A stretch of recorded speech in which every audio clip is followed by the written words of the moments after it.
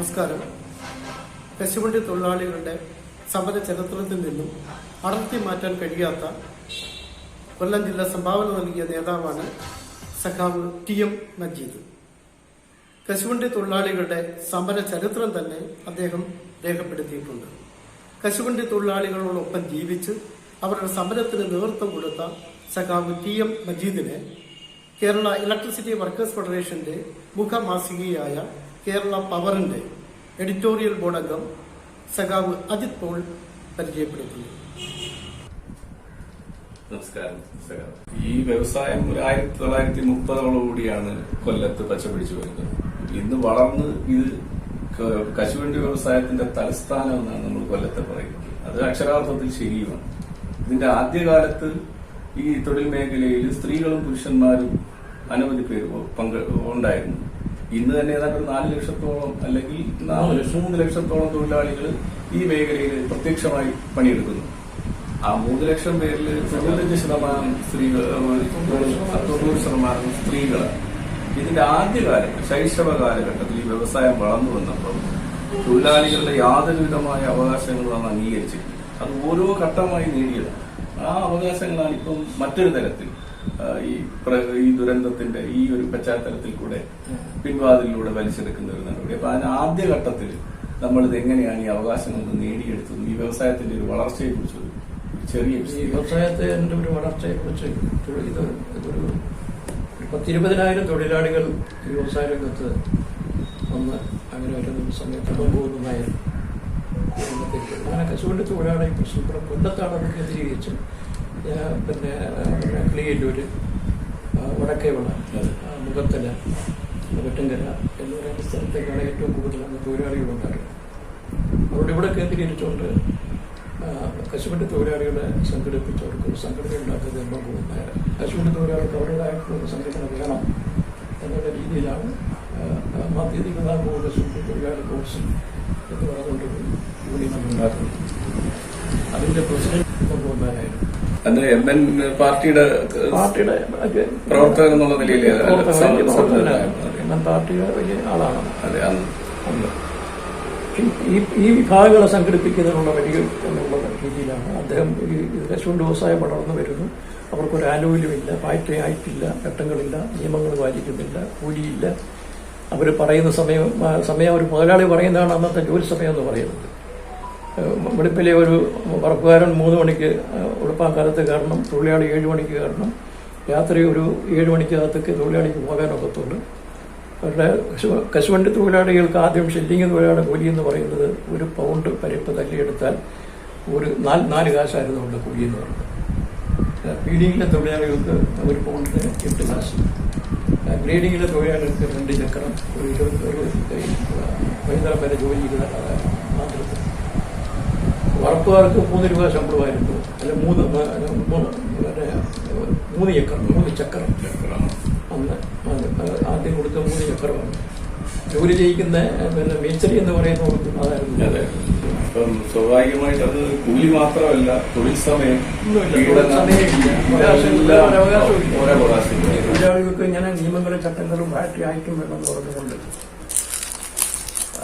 CP രാമസ്വാമിയുമായിട്ട് കൂടുതൽ ചർച്ചകൾ നടത്തുകയും അതിന് വേണ്ടുന്ന അത് അവരെ അംഗീകരിക്കാതെ വന്ന സമയത്ത് അതിന്റെ സമരങ്ങൾ ശക്തിപ്പെട്ടു എന്ന അവസരത്തിൽ ഫാക്ടറി ആക്ടിനെ സംബന്ധിച്ച് അത് 44-ലാണ് സഖാവ് ഈ രംഗത്തേക്ക് കടന്നു വന്ന സാഹചര്യം വന്നിട്ടില്ല. 54-ലാണ് ഫാക്ടറി ആക്ട് വരുന്ന. അതിനൊന്നും അതൊന്നുമില്ല. അതിനുശേഷം തൊഴിലാളികൾക്ക് കൂലി കൊടുക്കുന്നതിന് വേണ്ടി കൂലി നിശ്ചയിക്കുന്നതിനെ സംബന്ധിച്ച് ഒരു ചർച്ച നടത്തിയിട്ട് ഒരു മിനിമം വേജസിന്റെ സബ്സിഡി എണ്ണക്കാലത്ത് അതെടുത്തിട്ട് അന്നതിൽ 83,000 സ്ത്രീകളുണ്ടായിരുന്നു. 2-3 പേരുള്ളൂ. അപ്പൊ ആദ്യം വരുന്ന കൂലി എന്ന് പറയുന്നതിനകത്ത് എന്റെ 1 ചക്രം 28 ചക്രമാണ് ഗ്രേഡിങ്ങിലെ തൊഴിലാളികൾക്ക് ശമ്പളം വരുന്നത്. ഫീഡിങ്ങിലെ തൊഴിലാളികൾക്ക് 2 ചക്രം പോയി, പിന്നെ ഒരണയായി 2 കൂലിയുടെ വ്യത്യാസമുണ്ട്. ബോണസിനെ സംബന്ധിച്ച് 44 തന്നെ ബോണസിന്റെ ഇത് വന്നു. 4% പറഞ്ഞത്. 4% ബോണസ് എന്ന് തന്നെ പറയുന്നത് കശുവണ്ടിയിൽ യഥാർത്ഥത്തിൽ ആ സമരത്തിന്റെ ഒരു പ്രയോജനം എന്താണെന്ന് പറഞ്ഞാൽ 20% ബോണസ് ഇപ്പോൾ നിലനിൽക്കുന്നു. പിന്നെ ജോലി നന്നായിട്ടൊക്കെ നടക്കുന്നുണ്ടെങ്കിൽ എക്സ്ക്ലൂഷീവ് ബോണസ് കൊടുക്കുന്നതായിട്ട് ഉണ്ട്. അത് ഇതിനകത്തുനിന്ന് വന്നിട്ടുണ്ട്. തൊഴിലാളികൾക്ക് കശുവണ്ടി തൊഴിലാളികൾക്ക് ചില ആനുകൂല്യങ്ങൾ വന്നു എന്ന് പറയുന്നത് അതിലൊക്കെ ഞാൻ ഒരുപാട് സമരത്തിൽ പങ്കെടുത്തതാണ്. അതായത് പിന്നെ 1952 ഇന്ത്യൻ പാർലമെന്റിൽ പിന്നെ കോടും പണ്ടും ESID നിയമം പാസ് വലിയ സമരമാണ് A2C അതിനുവേണ്ടി നടത്തിക്കൊണ്ടിരുന്നത്. കശുവണ്ടി തൊഴിലാളികൾക്ക് മറ്റ് ഗ്രാറ്റുവിറ്റി ഒന്നുമില്ല. ഗ്രാറ്റുവിറ്റി വരുന്നതെന്ന് പറയുന്നത് 1970 അച്യുതമേനോന്റെ ഗവൺമെന്റ് 75 പി രവീന്ദ്രൻ സാറാണ് ബില്ല് അസംബ്ലിയിൽ അവതരിപ്പിച്ച് കശുവണ്ടിക്കല്ല ഗ്രാറ്റുവിറ്റി നിയമം കൊണ്ടുവരുന്നതാണ്. പി രവീന്ദ്രന്റെ ഒരു സംഭാവനയാണ്. അങ്ങനെ ഒരു നിയമം നമുക്ക് വന്നെന്ന് പറയുന്നത്. കശുവണ്ടി തൊഴിലാളിയുടെ അവകാശങ്ങളെല്ലാം മുതലാളിമാർ നിഷേധിക്കുന്ന സന്ദർഭത്തിൽ ഈ വ്യവസായത്തിൽ പണിയെടുക്കുന്ന തൊഴിലാളികൾക്ക് ആനുകൂല്യങ്ങൾ വാങ്ങിക്കൊടുക്കുന്നതിന് നിരന്തരമായ പോരാട്ടം നടത്തിയതിന്റെ ഫലമായി സഖാവ് TM മജീദ് ജോലി ചെയ്യുന്ന സ്ഥാപനത്തിൽ നിന്ന് ആ മുതലാളി ആ സഖാവിനെ പിരിച്ചുവിടുകയുണ്ടായി. പിരിച്ചുവിട്ടതിന് ശേഷവും തൊഴിലാളി രംഗത്ത് അന്നത്തെ നമ്മുടെ പാർട്ടിയുടെ നേതാക്കന്മാർ, ട്രേഡ് യൂണിയന്റെ നേതാക്കന്മാരായിട്ടുള്ള സഖാക്കൾ MN ഗോവിന്ദൻ നായരും J ചിത്തരഞ്ജനും P ഭാസ്കരൻ സാറും എല്ലാം പറഞ്ഞതിന്റെ അടിസ്ഥാനത്തിൽ കശുവണ്ടി തൊഴിലാളികളെ സംഘടിപ്പിക്കുന്നതിന്, പ്രത്യേകിച്ച് കിളിയല്ലൂർ മേഖലയിൽ ആ പ്രസ്ഥാനം ശക്തിപ്പെടുത്തുന്നതിന് നേതൃത്വപരമായിട്ടുള്ള പങ്ക് വഹിച്ചിട്ടുള്ള ഒരാളായിരുന്നു സഖാവ് TM മജീദ്. നിസ്വാർത്ഥ സേവനത്തിന്റെ ഫലമായിട്ട് കുടുംബവും മാറ്റിവെച്ചുകൊണ്ട് എല്ലാം കശുവണ്ടി മേഖലയിൽ പണിയെടുക്കുന്ന തൊഴിലാളികളുടെ ജീവിതമാണ് ഇന്ന് പ്രധാനം എന്ന് മനസ്സിലാക്കിക്കൊണ്ട് അവർക്ക് ലഭിക്കേണ്ട ആനുകൂല്യങ്ങൾ തൊഴിലാളികൾക്ക് ബോധ്യപ്പെടുത്തിയതിന്റെ ഫലമായിട്ടും മുതലാളിമാരയിൽ നിന്നും കാലാകാലങ്ങളിൽ മാറി വരുന്ന സർക്കാരുകളെ കൊണ്ട് അവ അംഗീകരിച്ചെടുപ്പിക്കുന്നതിനുമെല്ലാം സഖാവ് TM മജീദിന്റെ സേവനം വളരെ വലുതായിരുന്നു. ഏതാണ്ട് 1000-ഓളം തൊഴിലാളികൾ പങ്കെടുക്കുന്ന ഒരു ഫാക്ടറിയാണ്. അവിടെ ഒരു യൂണിയനും ഇല്ലായിരുന്നു. ആ യൂണിയനെ ഞാൻ സംഘടിപ്പിച്ചു, ചിത്രരചന അതിനകത്ത് ബന്ധപ്പെടുത്തി. അന്ന് ഞാൻ ഫാക്ടറി യൂണിയന്റെ കൺവീനറാണ്. പിന്നെ അന്നത്തെ തിരുക്കൊച്ചി കൗൺസിലിന്റെ എക്സിക്യൂട്ടീവ് മെമ്പറായിട്ട് എടുത്തു. സ്റ്റാഫ് തൊഴിലാളികൾ കംപ്ലീറ്റ് I2C യൂണിയന് ചേർന്നു. മുതലാളി എന്റെ ജോലി നിഷേധിച്ചു. അതിനൊരു നോട്ടീസ് തരികയോ ലേബർ ഡിപ്പാർട്ട്മെന്റ് അറിയിപ്പ് കൊടുക്കുകയൊന്നും ചെയ്യാതെ അതിനൊന്ന് രാമപിള്ള സാറ് അന്ന് അഡ്വക്കേറ്റ് തൊഴിലാളികളുടെ കേസ് വാദിക്കുന്ന ആളാണ് കൊല്ലം കോടതിയിൽ.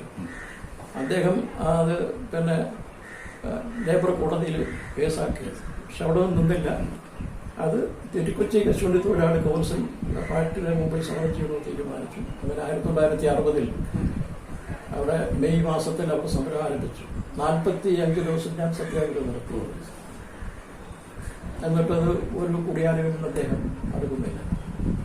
അത് കഴിഞ്ഞതിന് ശേഷം പാർട്ടിയും യൂണിയനും കൂടെ തീരുമാനിച്ചുകൊണ്ട് ആ ഫാക്ടറി പഠിക്കുന്ന നിരാകരണം കിടക്കുമ്പോൾ എന്നെ തീരുമാനിച്ചു. അപ്പൊ എനിക്ക് 20 വയസ്സാണ്. ആ സമരം ഉദ്ഘാടനം ചെയ്തത് M. ഗോവിന്ദൻ നായരായിരുന്നു. M. ഗോവിന്ദൻ നായർ അന്ന് കമ്മ്യൂണിസ്റ്റ് പാർട്ടിയുടെ സംസ്ഥാന സെക്രട്ടറിയാണ്. അദ്ദേഹം കിളിയില്ലൂരെയും മുഖത്തല, വടക്കേവള, മയ്യനാട്, കിളിയില്ലൂര്, പിന്നെ കുണ്ട്ര എന്ന പ്രദേശത്തെ കൊല്ലത്തുമുള്ള പാർട്ടി മെമ്പേഴ്സിനെ ഒരുമിച്ച് കൂട്ടി ഒരു പിന്നെ സമരസമിതിയൊക്കെ രൂപീകരിച്ചു. അന്ന് KC ഗോപാലൻ എന്ന് പറയുന്നത് കമ്മ്യൂണിസ്റ്റ് പാർട്ടി എന്നുവെച്ചാൽ ആദ്യത്തെ കൊല്ലം ജില്ലയുടെ സെക്രട്ടറിയാണ്. പാർട്ടി നിരോധിച്ച സന്ദർഭത്തിൽ അണിയറയുടെ സെക്രട്ടറിയാണ് അദ്ദേഹമായിരുന്നു ഇതിന്റെ കൺവീനർ. ആ സമരം എന്നെ ഞാൻ നിരാകരണം തുടങ്ങിയതിന്റെ പിറ്റേ ദിവസം TK ദിവാകരൻ അവിടെ നിൽക്കുന്ന പ്രഖ്യാപിച്ചു. ആ സമയത്ത് അദ്ദേഹം RSPയിലേക്ക് കൊണ്ടുപോകാൻ ശ്രമം നേരത്തെയൊക്കെ നടത്തി. മൂന്നാമത്തെ ദിവസം സ്റ്റീഫൻ സാറ് ഇവിടെ വന്നു. അദ്ദേഹം വന്ന് പ്രസംഗിച്ചൊന്നുമില്ല. എന്നാൽ അവിടെ പോയി അധികം സമയം.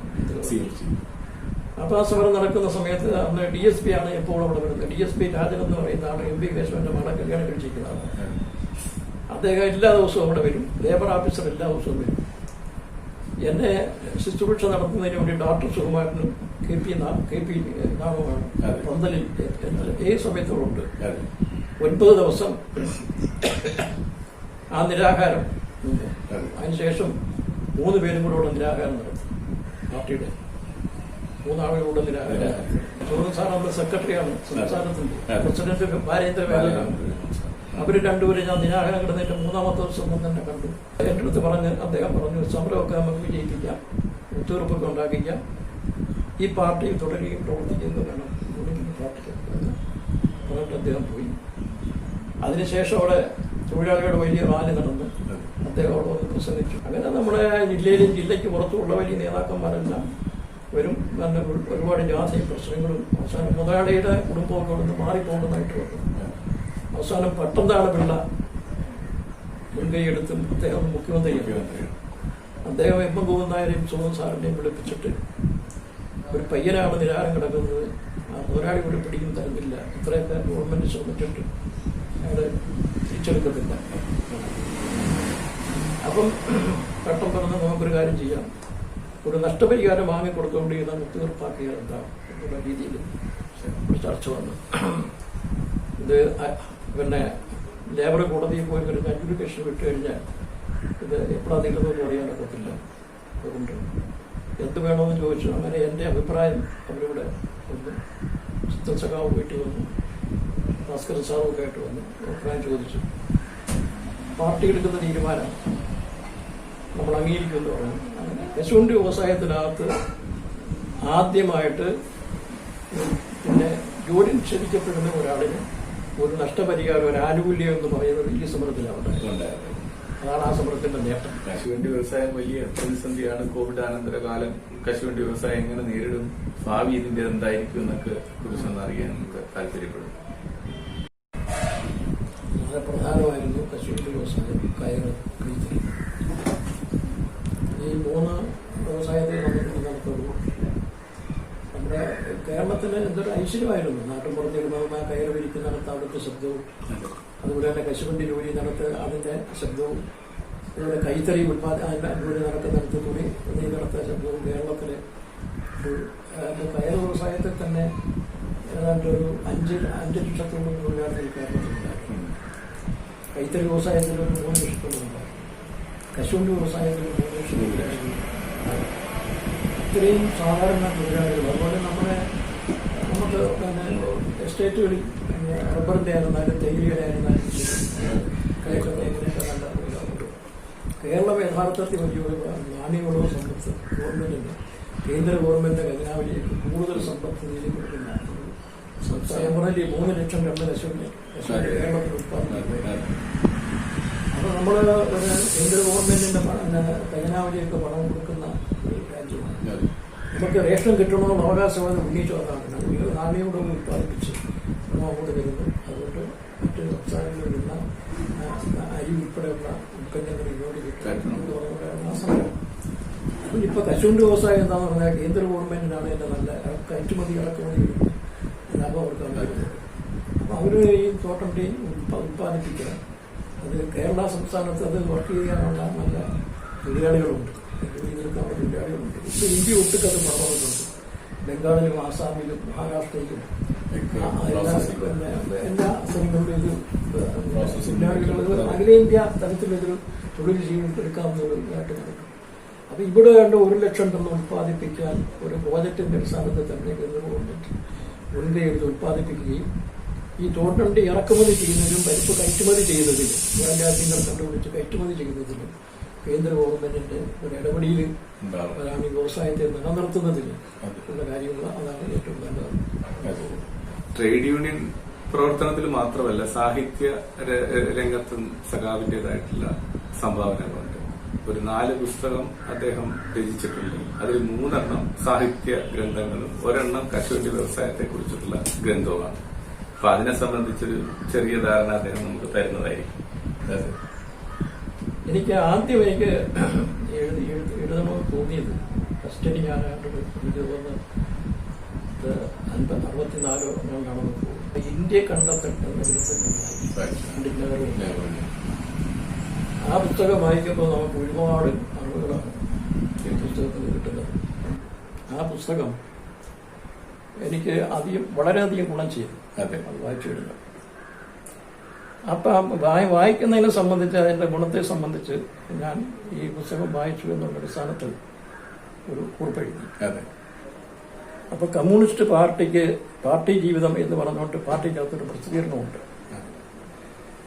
അന്ന് നവജീവനില്ലെന്നാ പോകുന്നത്.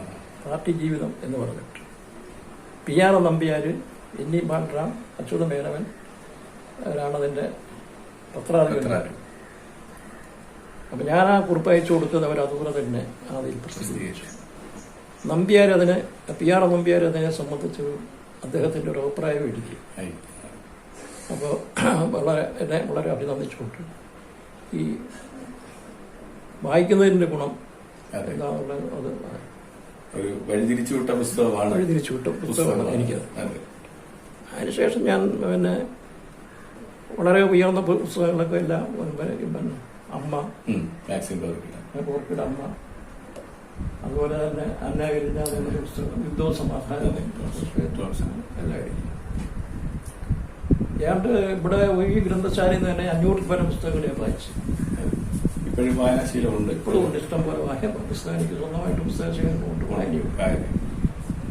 അങ്ങനെ കൂടുതൽ വായിക്കുകയും അഭിപ്രായങ്ങൾ എഴുതുകയും പിന്നെ ഒക്കെ പലരും അത് പ്രസിദ്ധീകരിക്കുകയൊക്കെ ചെയ്തു വന്നപ്പോൾ അങ്ങനെ എഴുതണമെന്ന് തോന്നിയിട്ടാണ് പിന്നീട് കഥകൾ എഴുതുന്നത്. ഞാൻ ആദ്യം ഒരു നഷ്ടപ്പെട്ട ബന്ധങ്ങളൊരു കഥ എഴുതി ഞാനത്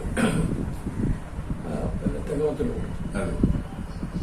തെങ്ങമ ഇത് കഥ വായിച്ചിട്ട് മറ്റുള്ള ഈ പറഞ്ഞിട്ട് ഓൾറെഡി അന്ന് നമ്മളെ തിരുനെല്ലിയിലുണ്ട്, 57 മന്ത്രിയായിരുന്ന മജീദ് സാറുണ്ട്, തെങ്ങം ബാലകൃഷ്ണൻ, ഹരിയാട് കൂടി, പിന്നെ അങ്ങനെ ശരിയല്ലേ പന്തളം PR മാധവൻപിള്ളി ഇതുമായിട്ടൊക്കെ. അപ്പൊ എല്ലാവരും ഇല്ലാതെ നോക്കിയിട്ട് എൻ്റെ അടുത്ത് പറഞ്ഞത് പിന്നെ എടുത്ത് നിർത്താൻ പാടില്ല, വലിയ മാറ്റങ്ങൾ വരുത്തണം കഥയ്ക്ക്, നല്ല കഥയാണ്. എന്നെ അങ്ങനെ എഴുതണമെന്ന് തന്നെ പ്രേരിപ്പിച്ചത്. കാരണം നമ്മൾ ഹോട്ടലിൽ ഭക്ഷണം കഴിക്കാൻ തന്നെ ഊണ് കഴിഞ്ഞിട്ട് ഇല നമ്മൾ കൊണ്ടുവന്ന വാഴയില ചോറൊക്കെ തന്നെ കൊണ്ടിട്ടപ്പോൾ ആ ഇലയിടുന്ന സ്ഥലത്ത് പട്ടികളുമുണ്ട്, ഈ നാട്ടിൻപുറത്ത് ജീവിക്കാൻ നിവൃത്തിയില്ലാതെ ഈ പട്ടണങ്ങളിലേക്ക് പോകുന്ന കുട്ടികളുമുണ്ട്. അവരുടെ തന്നെ പലയിടത്തും പട്ടികളും നമ്മുടെ മനുഷ്യ കുട്ടികളും തമ്മിൽ പ്രയാസപ്പെട്ട് അതിന് വാരി കഴിക്കുന്നു. ആ സാഹചര്യമാണ് ഗ്രാമം എന്ന പുസ്തകം. മറ്റ് 3 പുസ്തകങ്ങളും കൂടെ ഉണ്ട്. ഈ ഗ്രാമം സഖാവിന്റെ മറ്റു പുസ്തകങ്ങളെക്കാൾ കുറച്ചും കൂടെ മനസ്സിന് അടുപ്പമുള്ളതാണെന്ന് ഞങ്ങൾ കരുതുന്നു. അതിനെക്കുറിച്ചൊരു ചെറിയൊരു കാര്യം കൂടെ പറഞ്ഞു. ഈ പുസ്തകം എഴുതാനുള്ള സാഹചര്യം കൊല്ലം ജില്ല കുളത്തോപ്പുഴയിൽ 3 ഇലക്ഷൻ പ്രവർത്തനത്തിൽ ഞാൻ അവിടെ പോയി. പാർലമെന്റ് ഇലക്ഷനെ മത്സരിച്ച ചന്ദ്ര സുരേന്ദ്രൻ, PK രാഘവൻ, അസംബ്ലിയിൽ മത്സരിച്ച PK ശ്രീനിവാസ്. ഈ സ്ക്വാഡ് വർക്കിൽ ഞാൻ വളരെ ഇതാണ്. എനിക്ക് തൊഴിലാളികളുമായിട്ടൊക്കെ ബന്ധമുണ്ട്. ഏത് ഇലക്ഷൻ വന്നാലും തൊഴിലാളികളെ നേരിട്ട് അതിനകത്ത് പങ്കാളികളാക്കുന്നതിന് അവരുടെ കാര്യങ്ങൾ മനസ്സിലാക്കുക നന്നായിട്ട് ഞാൻ പ്രവർത്തിക്കും. ഞാനിങ്ങനെ വർക്കിന് പോകുമ്പോൾ എന്നെ ആ പ്രവർത്തനം നയിക്കുന്ന സമയത്ത് എനിക്ക് മൊത്തം ഈ ആദിവാസികളുടെ ജീവിതവുമായിട്ട് ബന്ധപ്പെട്ടിട്ട് എനിക്ക് ഇത് ഒരു കഥ എഴുതണമെന്ന്. അപ്പോൾ അവരുടെ പിന്നെ ചേരികളിൽ പോയി അവരെ പിടിച്ചുകൂട്ടി അവരുടെ കാര്യങ്ങൾ കേട്ട് അവരുടെ കാര്യങ്ങൾ മനസ്സിലാക്കി വന്നപ്പോൾ അത് എങ്ങനെയാണെന്ന് അതിൻ്റെ ആ സാഹചര്യങ്ങളെല്ലാം മനസ്സിലാക്കി വെച്ചുകൊണ്ടാണ് ഈ പുസ്തകം ഞാൻ പ്രൊഫസർ ബീരാക്കുട്ടി സാറാണ് ആദ്യം എനിക്ക് അവതാരിക എഴുതിയത്. എൻ്റെ നഷ്ടപ്പെട്ട ബന്ധങ്ങളെന്ന് നഷ്ടപ്പെട്ട അദ്ദേഹമാണ് പ്രൊഫസറായിട്ടുള്ള അദ്ദേഹമാണ് എഴുതിയത്. പിന്നെ തിരുനെല്ലൂരാണ് ഈ കശുവണ്ടി തൊഴിലാളികളുടെ സമര ചരിത്രത്തിന് ആമുഖം എഴുതിയത് സാറാണ് എഴുതിയത്. അങ്ങനെ പിന്നെ ആര്യാട് ഗോപി ജനങ്ങൾ, തെങ്ങോം ബാലകൃഷ്ണൻ എനിക്ക് ഒരുപാട് സഹായങ്ങൾ ഇതിനെ സംബന്ധിച്ച് അത് നമ്മൾ എഴുതുന്നതിനെ പ്രോത്സാഹിപ്പിച്ചിട്ടുള്ള ആളുകളാണ്. വിദുര ദേവി, ഇവരെല്ലാവരും ഇങ്ങനെയുള്ളവർ. അതുപോലെ എന്നെ സാഹിത്യ രംഗത്ത് തന്നെ നിൽക്കണമെന്ന് പറഞ്ഞുകൊണ്ട് ചന്ദ്രശേഖരൻ നായരും വൈക്കം ചന്ദ്രശേഖരൻ നായരും കാക്കനാടനും ഒക്കെ ഒരുപാട് നിർബന്ധിച്ചു. ഞങ്ങളൊക്കെ കമ്മ്യൂണിസ്റ്റ് പാർട്ടിയിൽ നിന്ന് വന്നവരാണ്. പക്ഷെ അതുകൊണ്ട് അത് വേണ്ടെന്നല്ല പറയുന്നത്, ഈ രംഗത്ത് വേണം. അങ്ങനെ കേരള ഗ്രന്ഥശാല അക്കാദമി, കേരള സാഹിത്യ അക്കാദമി എനിക്ക് പ്രവർത്തിക്കുന്നതിനുള്ള സംവിധാനങ്ങളെല്ലാം ചെയ്തു തരാം, എഴുതുന്നതിനുള്ള സാമ്പത്തിക സഹായം ഉൾപ്പെടെ എല്ലാം പറഞ്ഞു. ഇതൊന്നും ഞാൻ പോയില്ല. ഭാസ്കരൻ സാറ്, ഭാസ്കരൻ സാർ ചിത്രരചനം പറഞ്ഞ് PKV ഈ പ്രവർത്തിച്ചുകൊണ്ട് കാണുന്ന നമുക്ക് പരിഹാരം കാണാൻ കഴിയുന്ന അതിനകത്ത് ഒന്നും എഴുതിയാൽ മതി. അങ്ങനെ പാർട്ടി പ്രവർത്തനം മാറ്റിവെച്ചുകൊണ്ടുള്ള സാഹചര്യം വേണ്ടെന്നൊക്കെ അവരുടെ ഒരു നിർബന്ധമാണ്. ഞാൻ അങ്ങോട്ട് പോകാതിരുന്നത്. അല്ലെങ്കിൽ എനിക്ക് അതിനകത്ത് എൻ്റെ ജീവിതം വേറെ വഴിക്കാൻ മതി. പക്ഷെ ആ കുളത്തൂപ്പുഴയിലെ എൻ്റെ പ്രവർത്തനത്തിന്റെ ഫലമാണ്. കണ്ടമാനം സമരങ്ങൾക്ക്, ഒട്ടനവധി സമരങ്ങൾക്ക് നേതൃത്വം നൽകിയ ആളാണ് സഖാവ്. പലപ്പോഴും ചിലപ്പോൾ ജയിൽവാസി ഉൾപ്പെടെയുള്ള പോലീസ് നടപടികളൊക്കെ നേരിട്ടിട്ടുണ്ട്. 3 പ്രാവശ്യം. അതിനെ സംബന്ധിച്ചൊരു വലിയ സംഘർഷം ഉണ്ടായ സാഹചര്യങ്ങളെ കുറിച്ചൊക്കെ ചെറിയൊരു വിശദീകരണം. അത് 64 ഭക്ഷ്യസമരം കൊല്ലത്ത് നടന്നു. എന്നുവെച്ചാൽ റേഷൻ അനുവദിക്കുന്നതിന് വേണ്ടി, റേഷൻ കാർഡും റേഷനും അനുവദിക്കുന്നതിന് വേണ്ടുന്ന സമരം. ആ സമരം എന്ന് പറഞ്ഞാൽ വലിയൊരു സമരമായിരുന്നു. കമ്മ്യൂണിസ്റ്റ് പാർട്ടിയാണ് ആദ്യം ആ സമരം കൊണ്ടുവരുന്നത്. ആ സമരത്തിൽ പങ്കെടുത്ത് അവരെ അറസ്റ്റ് ചെയ്ത് കൊണ്ടുപോയി. പിന്നെ ജയിലിടുകയാണ് ശിക്ഷ ഉണ്ടായി. രണ്ടാമത് പാർട്ടി രണ്ടായതിനു ശേഷം അങ്ങനെ മുന്നണിയായിട്ടുള്ള വലിയൊരു സമരം. ആ സമരത്തിൽ പിന്നെ ജയിൽ ശിക്ഷ വന്ന് 15 ദിവസത്തേക്കുള്ള ശിക്ഷ വന്നു. മൂന്നാമത് വരുന്നെന്ന് പറയുന്നത് കയറ് കശുവണ്ടി കൈത്തറി എന്ന് പറയുന്ന ഒരു വലിയ സമരം കൊല്ലത്ത് നടന്നു. ആ സമരത്തിനകത്ത് പിന്നെ എന്നെ ഉൾപ്പെടെയുള്ളവർ അറസ്റ്റ് ചെയ്തുകൊണ്ട് പോയത് കോടതിയിൽ ചെന്ന സന്ദർഭത്തിൽ കോടതി വെറുതെ വിടുന്ന രീതിയാണ് പറഞ്ഞത്. നമ്മളതിനെ എതിർത്തു. എനിക്കത് പറഞ്ഞ് പിന്നെ ജയിലാണ് ഇപ്പം ഞങ്ങൾക്ക് നല്ലത്. ആഹാരം കിട്ടണം, തൊഴിലില്ല, ആഹാരമില്ല.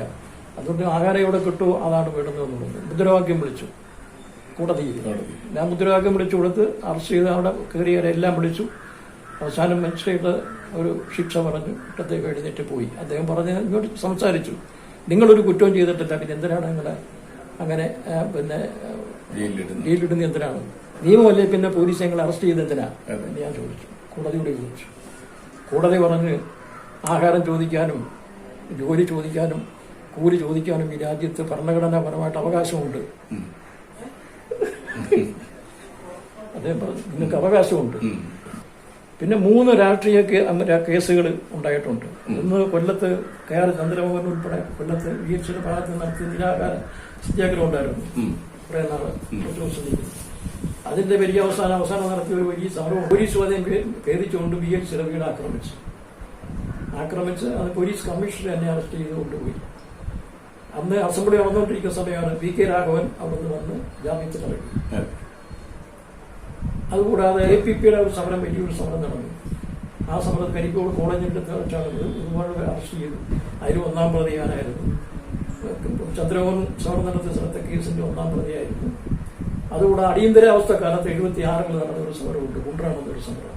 അവിടെ അറസ്റ്റ് ചെയ്തു. ആ സമരത്തിലും പിന്നെ കേസ് പ്രതിയായിരുന്നു. ആ കേസും വേണ്ട 3 വർഷം നിന്നു. അത് അങ്ങനെ 3 പ്രധാനപ്പെട്ട 3 കേസുകൾ അത് ജില്ല കേന്ദ്രീകരിച്ചുള്ള ആളുകളാണ് ആ സമരത്തിന് പ്രതികളായിട്ട് വരുന്നവരല്ല, ജില്ലയിൽ ഉള്ള രീതി വരുന്നവരാണ്. അങ്ങനെ 3 പ്രധാനപ്പെട്ട കേസ് വന്നു. അതിലൊരു കേസ് ഞാൻ അച്യുതനെ മുഖ്യമന്ത്രി അർപ്പിക്കുമ്പോൾ അച്യുതനെ കൊണ്ട് പിൻവലിപ്പിച്ചു. ഒരു കേസ് പിൻവലിച്ചു വന്നു. ബാക്കിയെല്ലാം അത്രയും കാര്യങ്ങൾ. പിന്നെ കശുവണ്ടി മോരാടിമാർ കേസ് കൊടുത്തിട്ടുള്ള ഒരുപാട് കേസുകളുണ്ട്. പിന്നെ തൊഴിലാളിയുടെ അവകാശങ്ങൾക്ക് വേണ്ടി പിന്നെ ട്രൈബ്യൂണലിന്റെ മുമ്പിൽ കോടതിയിൽ ഞാൻ തന്നെ വാദിച്ചു. ഈ തൊഴിൽപരമായിട്ടുള്ള കാശ് കിട്ടുന്ന ജോലിയുള്ള ആൾക്കാരെ ചുരുക്കമാണ് കുടുംബത്തിനകത്ത്.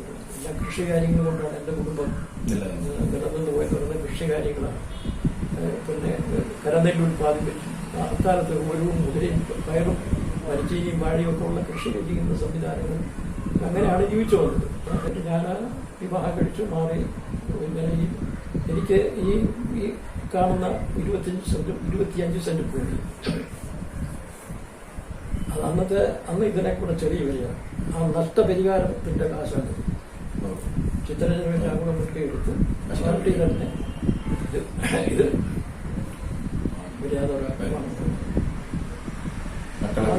രണ്ട് മക്കൾ അവരൊക്കെ ജോലിയുടെ കാര്യങ്ങൾ ചെയ്ത് വരികയുണ്ട്. മഹാരാഷ്ട്ര കോർപ്പറേഷനിൽ ഞാൻ ഇരിക്കുന്ന സമയത്ത് മാനേജറിൽ നോക്കാമെന്ന് പറഞ്ഞുകൊണ്ട് എല്ലാ യൂണിയൻകാരെയും യോജിച്ച് നോക്കാൻ ഞാൻ പറഞ്ഞു, ഞാൻ ആ പ്രസ്ഥാനത്ത് ഇരിക്കുന്നുണ്ട് വേണ്ട. അപ്പം പിന്നെ ഒരു അഴിമതിയായിട്ട് വ്യാഖ്യാനം പറയുന്നത് വേണ്ടാന്ന് അത് ഒഴിവാക്കി. പിന്നെ വ്യവസായികൾ വലിയ വ്യവസായികൾ കൂടി കൊടുക്കാതെ പറഞ്ഞപ്പോൾ ഞാൻ പറഞ്ഞത് വ്യവസായത്തിനകത്ത് നമുക്ക് ഇതുമായിട്ട് ബന്ധപ്പെടുന്ന എന്തെങ്കിലും വേണ്ടാന്ന് പറഞ്ഞു. അതുകൊണ്ട് കാര്യത്തിൽ നമ്മൾ പിന്നെ വിദ്യാഭ്യാസം പറ്റിയേക്ക് യൂക്കിനെ കൊണ്ടുവന്നതാണ്. പക്ഷെ നമ്മളതിനകത്ത് ഒരു അഴിമതി വരാൻ പാടില്ല, നമ്മളെന്തെങ്കിലും ചെയ്തു. എനിക്കിപ്പോൾ ഒരു കൈമുതലായിട്ട് അതാണ് ഏറ്റവും കൂടുതലാണ്. ഞാൻ ആരുടെയും കയ്യിൽ വാങ്ങിയിട്ടുണ്ട്. തൊഴിലാളികൾ തരുന്ന ആനുകൂല്യങ്ങൾ കൊണ്ടാണ്. ഇത്രയും വർഷം ഈ ട്രേഡ് യൂണിയൻ രംഗത്ത് നിന്നപ്പം ഒരു ഫാക്ടറി സർക്കാരിനെ കൊണ്ട് ഒരു സമരത്തിന്റെ പേരിൽ ഏറ്റെടുക്കാൻ കഴിഞ്ഞ ഒരു സംഭവം സഖാവ് പറഞ്ഞായിരുന്നു. അപ്പൊ ഇങ്ങനെ അതുപോലെ പല സമരങ്ങളും വലിയ വിജയങ്ങളൊക്കെ നേടിയിട്ടുണ്ട്. അപ്പൊ അതിനെക്കുറിച്ച് പിന്നെ ഈ ജീവിതത്തിൽ ഈ ട്രേഡ് യൂണിയൻ പ്രവർത്തനത്തിൽ വളരെ വലിയ വിജയങ്ങളോ ഏറ്റവും വലിയ ആനന്ദം സന്തോഷം കണ്ടെത്തുന്ന ചില കാര്യങ്ങളുണ്ട്. അപ്പൊ അതും കൂടെ ഒന്ന് പറയണമെങ്കിൽ. ഞാൻ ആദ്യം ഈ വ്യവസായത്തിന്റെ രംഗത്തെ കുറിച്ച് തൊഴിലാളിയുടെ പ്രയാസങ്ങൾ അവരനുഭവിച്ചുള്ള കഷ്ടത്തിന്റെ പറഞ്ഞല്ലോ ആനുകൂല്യങ്ങൾ. എനിക്കതിനകത്ത് ഈ നമുക്ക് ഒരു വ്യക്തിയുടെ ജീവിതത്തിനകത്ത് വരുന്നു എന്നുള്ളത് സമൂഹത്തിന്റെ വേണ്ടിയാണ് ഞാൻ. വ്യക്തി ജീവിതത്തിൽ ആയിരുന്നെങ്കിൽ എനിക്ക് നന്നായിട്ട് ജീവിക്കാൻ ഒരുപാട് മാർഗങ്ങളുണ്ടായിരുന്നു. അപ്പൊ സാമ്പത്തിക മേഖലയിൽ കൊണ്ടുപോകുന്നതിനൊക്കെ ഒരുപാട് ശ്രമിച്ചിട്ടുണ്ട്. ഞാൻ അതിന് പോയിട്ടില്ല. ഞാൻ ആദ്യം സമരം ചെയ്ത എന്നെ പുറത്താക്കിയ ഫാക്ടറിന്റെ മുതലാളി നേരിട്ട് പറഞ്ഞില്ലെങ്കിലും ആൾക്കാരെ കൊണ്ട് എന്നോട് സംസാരിപ്പിച്ചത് 25 സെന്റ് പെരിയോട് കെട്ടിടം. പല ആൾക്കാരും പിന്നെ എന്തോന്ന കശുവണ്ടി കമ്മീഷൻ മറക്കാനുള്ള സംവിധാനം ഉണ്ടാക്കാറുണ്ട്. എനിക്കൊരു ഇത് വേണ്ട. ഞാൻ എന്റെ ജീവിതത്തിന്റെ പ്രശ്നങ്ങളോ എന്റെ കുടുംബത്തിന്റെ നേട്ടങ്ങളോ ഒന്നുമില്ല ഞാൻ നോക്കിയത്. ഞാനൊരു മനുഷ്യനെ അനുഭവിക്കുന്ന